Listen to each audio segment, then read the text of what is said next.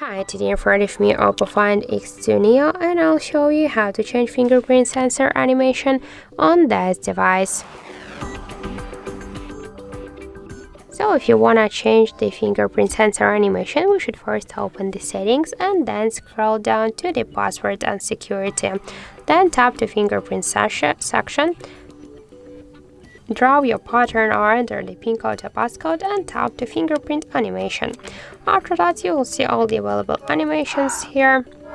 For example, let's use this fireworks. So just to save the changes, go back, lock your device, and now we can see that we just successfully changed this fingerprint sensor animation on our OPPO device. So that's it, thank you for watching, and if you find this video helpful, don't forget to leave a like, comment and to subscribe our channel.